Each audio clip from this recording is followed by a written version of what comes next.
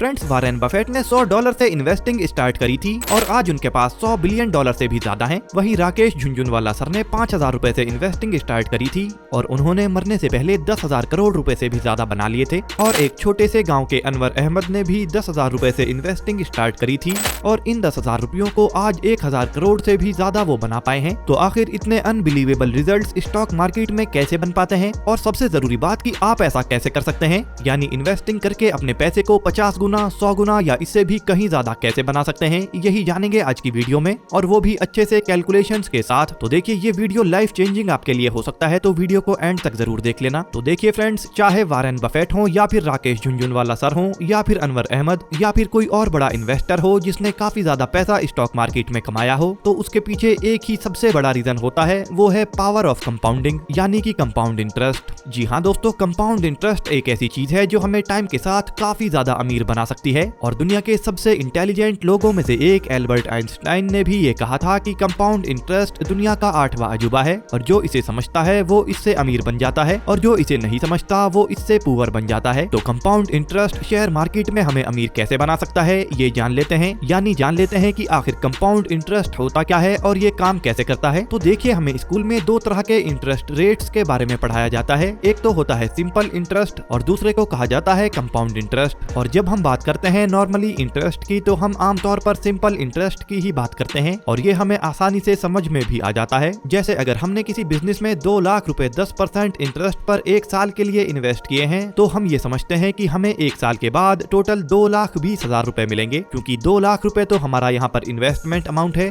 जिसे हमने इन्वेस्ट किया था, और 20,000 रुपए हमारे इन्वेस्टमेंट पर 10% के हिसाब से हमें इंटरेस्ट मिला है। तो इस तरह के इंटरेस्ट को सिंपल इंटरेस्ट कहा जाता है। दोस्तों, सिंपल इंटरेस्ट में हमें अपने इन्वेस्टमेंट अमाउंट पर एक फिक्स रेट से इंटरेस्ट मिलता रहता है। जैसे अगर हमने इस एग्जांपल में 2 लाख रुपए 5 साल के लिए 10% इंटरेस्ट पर इन्वेस्ट किया होता, तो हमें 5 साल तक हर साल अपने 2 लाख रुपए पर 10% इंटरेस्ट यानी 20,000 रुपए हर साल मिलता, और 5 साल होने पर हमें हमारे इन्वेस्ट किए हुए 2 लाख रुपए वापस मिल जाते। पर दोस्तों, कंपाउंड इंटरेस्ट को समझना थोड़ा मुश्किल होता है, क्योंकि इसमें हमें अपने इन्वेस्ट किए हुए अमाउंट पर इंटरेस्ट तो मिलता ही है, पर साथ में जो इंटरेस्ट हमें मिलता है उस पर भी हमें अगले साल इंटरेस्ट मिलना शुरू हो जाता है, यानी कि इसमें हमारा इंटरेस्ट भी इंटरेस्ट बनाता है और फिर उसका इंटरेस्ट भी इंटरेस्ट बनाता है। शायद थोड़ा सा आपको ये कंफ्यूजिंग लग रहा होगा, तो चलिए इसे एक एग्जांपल से समझ लेते हैं। तो मान लेते हैं कि हमने किसी बिजनेस में 2 लाख रुपए 5 साल के लिए 10% के कंपाउंड इंटरेस्ट के साथ इन्वेस्ट किए हैं। अब 1 साल बाद हमें अपने इन्वेस्ट किए हुए 2 लाख रुपए पर 10% इंटरेस्ट यानी 20,000 रुपए मिलेंगे। पर जहाँ सिंपल इंटरेस्ट में हमें 20,000 रुपए यूज करने के लिए मिल जाते थे, वहीं कंपाउंड इंटरेस्ट में असल में ये 20,000 रुपए का इंटरेस्ट हमें नहीं मिलता है, बल्कि ये 20,000 रुपए हमारे इन्वेस्ट किए हुए अमाउंट में ऐड हो जाते हैं, जिससे हमारा इन्वेस्टमेंट अमाउंट अगले साल बढ़ जाता है। यानी यहाँ पर हमें 1 साल के बाद 20,000 रुपए का इंटरेस्ट मिल रहा है, जो हमारे इन्वेस्ट किए हुए अमाउंट में यानी 2 लाख रुपए में ऐड हो जाएगा, जिससे होगा ये कि दूसरे साल के शुरुआत में हमारे इन्वेस्टमेंट अमाउंट 2 लाख रुपए से बढ़कर 2,20,000 रुपए हो जाएगा, और अब हमें दूसरे साल में इस नए अमाउंट पर यानी 2,20,000 रुपए पर 10% का इंटरेस्ट मिलेगा। दोस्तों, यहाँ पर दूसरे साल के एंड में हमें अपने इन्वेस्टमेंट अमाउंट यानी 2,20,000 रुपए पर 10% इंटरेस्ट यानी 22,000 रुपए और मिलेंगे, और ये अमाउंट फिर से हमारे इन्वेस्टमेंट अमाउंट में ऐड हो जाएगा, जिससे हमारा इन्वेस्टमेंट अमाउंट अगले साल के लिए फिर से बढ़ जाएगा। यहाँ पर हमें दूसरे साल के एंड में 22,000 रुपए का इंटरेस्ट मिल रहा है, जो जाकर हमारे दूसरे साल के इन्वेस्टमेंट अमाउंट में यानी 2,20,000 रुपए में ऐड हो जाएगा, जिससे तीसरे साल के शुरुआत में हमारा इन्वेस्टमेंट अमाउंट 2,20,000 रुपए से बढ़कर 2,42,000 रुपए हो जाएगा, और अब हमें तीसरे साल के एंड में इस नए अमाउंट पर 10% का इंटरेस्ट मिलेगा। दोस्तों, इसी तरह से 5 साल के बाद हमारा 2 लाख का इन्वेस्टमेंट 10% के कंपाउंड इंटरेस्ट से बढ़कर 3,22,000 रुपए हो जाएगा। अब आप चाहें तो वीडियो को पॉज करके इस टेबल को देख सकते हैं और समझ सकते हैं कि 5 साल में कैसे अपने पैसे 2 लाख से बढ़कर 3,22,000 रुपए हो गए हैं। दोस्तों, वहीं अगर हम सिंपल इंटरेस्ट की बात करें, तो अगर हम अपने 2 लाख रुपयों को 10% के सिंपल इंटरेस्ट से 5 साल के लिए इन्वेस्ट करते, तो हमें 5 साल तक हर साल 2 लाख रुपयों के 10% यानी 20,000 रुपए ही हर साल मिलते, यानी कि 5 साल में टोटल 1 लाख रुपए का इंटरेस्ट, और 5 साल के बाद हमारे इन्वेस्ट किए हुए 2 लाख रुपए वापस मिल जाते। इस तरह हमारे 2 लाख रुपए 5 साल में 10% के सिंपल इंटरेस्ट से टोटल 3 लाख रुपए ही बन पाते, जबकि 2 लाख पर 10% के ही कंपाउंड इंटरेस्ट से 5 साल बाद हमारे 2 लाख रुपए 3,22,000 रुपए हो गए हैं, यानी कि सिर्फ कंपाउंड इंटरेस्ट की वजह से हमें 22,102 रुपए ज्यादा मिले। तो देखिए हमने यहाँ पर समझने के लिए सिर्फ 5 साल का एग्जाम्पल लिया है, पर अगर हम 15 या 20 साल की बात करें तो कंपाउंड इंटरेस्ट की वजह से हमारा इन्वेस्टमेंट बहुत ही ज्यादा बड़ा हो जाता है। जैसे अगर हम 2 लाख रुपयों को 10% के सिंपल इंटरेस्ट और कंपाउंड इंटरेस्ट से 25 सालों के लिए इन्वेस्ट करें तो इन दोनों इन्वेस्टमेंट्स का रिटर्न कुछ ऐसा होगा। तो 10% के सिंपल इंटरेस्ट से हमें 25 सालों तक हर साल 2 लाख रुपयों पर 20,000 रुपए मिलेंगे, जो टोटल 5 लाख रुपए होंगे। इस तरह से हमारे 2 लाख रुपए 5 लाख के इंटरेस्ट को मिलाकर 7 लाख रुपए हो जाएंगे। पर इससे बिल्कुल अलग 10% के कंपाउंड इंटरेस्ट से हमारे 2 लाख रुपए 25 साल में बढ़कर 21,67,000 हो जाएंगे, जो कि सिंपल इंटरेस्ट के टोटल अमाउंट से 3 गुना से भी ज्यादा है। और इसी को हम कहते हैं power of compounding.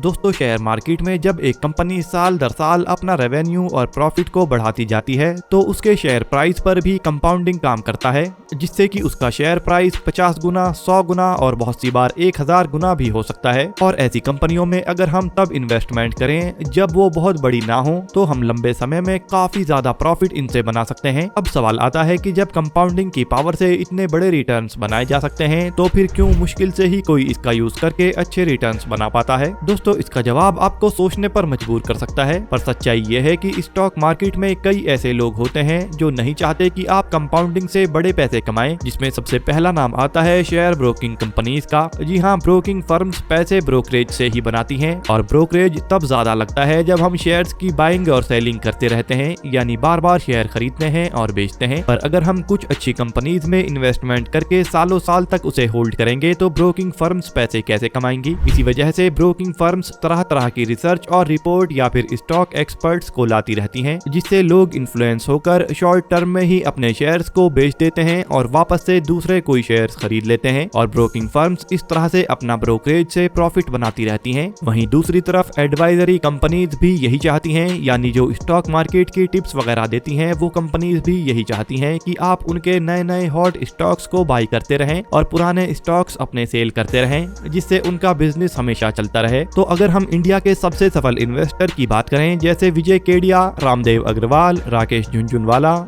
Radha Kishan Damani, Sanjay Bhattacharya या भरत साहब, इन सभी ने लॉन्ग टर्म में पावर ऑफ कंपाउंडिंग की वजह से ही प्रॉफिट बनाए हैं और ये लोग भी हमें ऐसा ही करने के लिए एडवाइस करते हैं। पर हम न्यूज चैनल्स देखकर या न्यूज़पेपर में पढ़ के या किसी की बात सुनकर शॉर्ट टर्म में पैसा बनाने की कोशिश करते हैं और हम बिना सोचे समझे और रिसर्च किए किसी भी कंपनी में किसी भी प्राइस पर इन्वेस्ट कर देते हैं, जिससे हमें लॉस हो जाता है और फिर इसे हम अपनी बुरी किस्मत मान लेते हैं। दोस्तों कंपाउंडिंग से पैसा ना बनाने की एक वजह होती है जो कि है पावर ऑफ कंपाउंडिंग में गलत चीज पर फोकस करना। तो कंपाउंडिंग 2 चीजों पर ही डिपेंड करती है, पहला है रेट ऑफ रिटर्न और दूसरा है टाइम, यानी कि हम कितने % से रिटर्न बना रहे हैं और हम कितने टाइम तक के लिए अपने पैसे को इन्वेस्ट कर रहे हैं। दोस्तों 90% से ज्यादा लोग इसी बात में उलझे रहते हैं कि वो कितने % से रिटर्न बना रहे हैं और मुश्किल से ही कुछ लोग ये सोचते हैं कि हम कितने लंबे समय के लिए रिटर्न बना रहे हैं, जबकि देखा जाए तो सभी सक्सेसफुल इन्वेस्टर्स ये कहते हैं कि अगर हम एवरेज डेट से भी लंबे समय तक रिटर्न बनाएं तो हम बहुत अच्छे प्रॉफिट इसमें बना सकते हैं। दोस्तों वारेन बफेट की कंपनी बर्कशायर हैथवे का प्राइस 1965 में $20 के आसपास था और ये आज के टाइम में $4,50,000 के आसपास है और वो इसी से दुनिया के सबसे बड़े और अमीर इन्वेस्टर बने हैं। पर क्या आप जानते हैं कि उन्होंने इस टाइम में कितने % के कंपाउंड रिटर्न्स बनाए हैं? तो ये आंकड़ा 50 नहीं है, 40 भी नहीं है, 35 या 30 भी बिल्कुल नहीं है, क्योंकि इसका सही जवाब है लगभग 19%। जी हाँ दोस्तों, सिर्फ 19% के कंपाउंड इंटरेस्ट से इन्होंने 57 साल तक ये रिटर्न बनाया है, जिससे उनकी कंपनी के शेयर प्राइस 15 गुना से भी ज्यादा हो गया है। और इसीलिए हमें रेट ऑफ रिटर्न से ज्यादा ध्यान रखना चाहिए कि हम अच्छी कंपनी में बहुत लंबे समय तक इन्वेस्टमेंट करके रखें, जिससे पावर ऑफ कंपाउंडिंग को अपना मैजिक दिखाने का मौका मिले। आइए अब एक ऐसी स्टोरी जानते हैं जिसे इंडिया में पावर ऑफ कंपाउंडिंग की सबसे जबरदस्त स्टोरी माना जाता है। दोस्तों 1980 में जब महाराष्ट्र के अमलनीर में रहने वाले मोहम्मद अनवर अहमद के फादर की डेथ हो गई तो फैमिली को अपनी जमीन 80,000 रुपए में बेचनी पड़ी, जिसमें से 4 भाइयों को 20-20 हजार रुपए मिले। फिर एक दिन जब अनवर अहमद एक टी स्टॉल पर बैठे थे तभी मुंबई का एक स्टॉक ब्रोकर जिनका नाम सतीश शाह था वो उनसे कुछ पूछने के लिए रुका। असल में सतीश शाह अपनी किसी क्लाइंट के लिए अमलनीर में विप्रो लिमिटेड के शेयर्स खरीदने आए थे। उस समय शेयर्स पेपर्स के फॉर्म में होते थे, इसीलिए शेयर्स को शेयर होल्डर्स के पास जाकर बाई करना पड़ता था। तो अनवर अहमद सतीश शाह से शेयर्स के बारे में पूछने लगे, जिसका सतीश शाह ने अच्छे से जवाब दिया।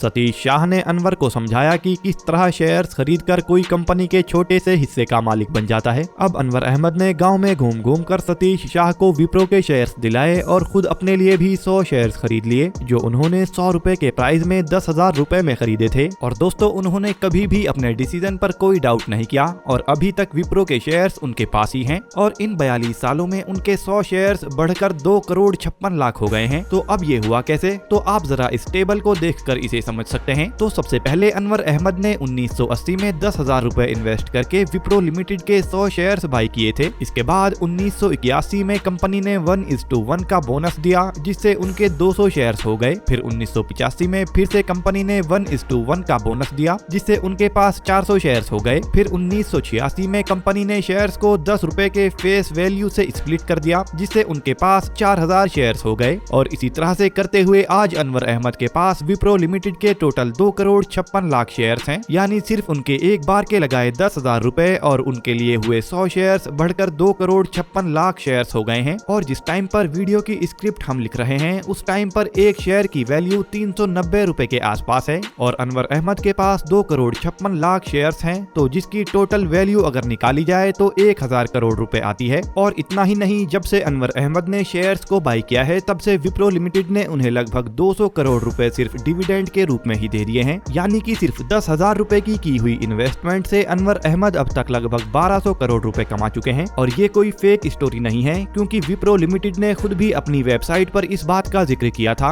और फ्रेंड्स, ये सब अनवर अहमद के लिए इसीलिए पॉसिबल हो पाया है क्योंकि अनवर अहमद ने अपने इन्वेस्टमेंट पर कंपाउंडिंग को काम करने का टाइम दिया था। क्योंकि इस टाइम पर काफी सारे लोगों ने अनवर अहमद को विप्रो कंपनी के शेयर्स को सेल करके दूसरे शेयर्स को खरीदने की सलाह भी दी थी, पर अहमद ने उनकी बात नहीं मानी। वो कहते थे कि जब तक अजीम प्रेमजी विप्रो के चेयरमैन हैं, तब तक वो कंपनी के शेयर्स को सेल नहीं करेंगे। तो दोस्तों, बार बार हम आपको कहते हैं और फिर से एक बार आपको बता देते हैं कि स्टॉक मार्केट इंटेलिजेंस से ज्यादा बिहेवियर का गेम होता है। तो अगर हम अच्छी कंपनियों में इन्वेस्ट करते हैं और अपने बिहेवियर को सही रखते हैं, तो लंबे समय में हम भी काफी अच्छा पैसा यहाँ पर बना सकते हैं। हमें पूरा यकीन है कि अगर आप पावर ऑफ कंपाउंडिंग को अच्छे से समझ गए हैं और आप इसे अपनी इन्वेस्टिंग की जर्नी में यूज करेंगे और लंबे समय तक स्टॉक मार्केट में बहुत अच्छे से पैसे आप बना पाएंगे। तो ऐसी ही और इन्फॉर्मेशनल वीडियोस के लिए चैनल को सब्सक्राइब जरूर करें और कमेंट करके हमें बताएं कि आज की वीडियो आपको कैसी लगी है। Bye friends, take care.